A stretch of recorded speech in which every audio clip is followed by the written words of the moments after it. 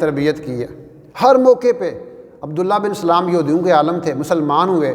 تو آپ علیہ السلام کے پاس آئے تو وہ کیا فرماتے ہیں، مجھے حضور صلی اللہ علیہ وسلم نے سب سے پہلے جو بات بتائی وہ کیا تھی کہ لوگوں کو کھانا کھلایا کرو، لوگوں کو کھانا کھلاؤ، یعنی جو غربا ہیں مساکین ہیں، ویسے بھی کھانا کھلانا ثواب کا کام ہے لیکن ظاہر اصل مقصود تو غربا اور مساکین کو کھانا کھلانا ہے۔ اور پھر نمبر 2 سلام کرو، افشوا السلام، سلام کرو،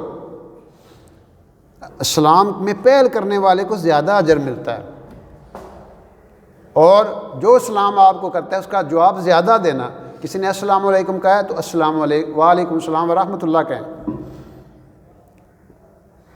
وَإِذَا حُيِّيتُم بِتَحِيَّةٍ فَأَحْيُوا بِأَحْسَنَ مِنْهَا، احسن جواب دیں، اچھا جواب دیں۔ اور پھر تیسری بات فرمائی رشتہ داریوں کو آپس میں جوڑو، یعنی رشتے ناتے نہ توڑو، آپس میں آپ کے جو سکے رشتے ہیں، رحمی رشتے ہیں،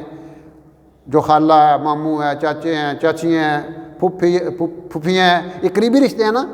جو ماں باپ کی طرف، ان کو آپس میں توڑنا یہ بہت بڑا نقصان ہے۔ اور پھر چوتھی بات کیا فرمائی کہ جب لوگ رات کو سو رہے ہوں اس وقت اٹھ کے تہجد پڑھا کرو، نماز پڑھا کرو۔ جب دنیا آپ خواب خرگوش کے مزے لے رہی ہے اور یہ بندہ اٹھتا ہے، وضو کرتا ہے، اللہ کے سامنے کھڑا ہو جاتا ہے، کہ یہ 4 چیزیں ہیں اگر یہ تم کر لیتے ہو تو خوشی خوشی سلامتی کے ساتھ جنت میں چلے جاؤ۔ ہمارے نبی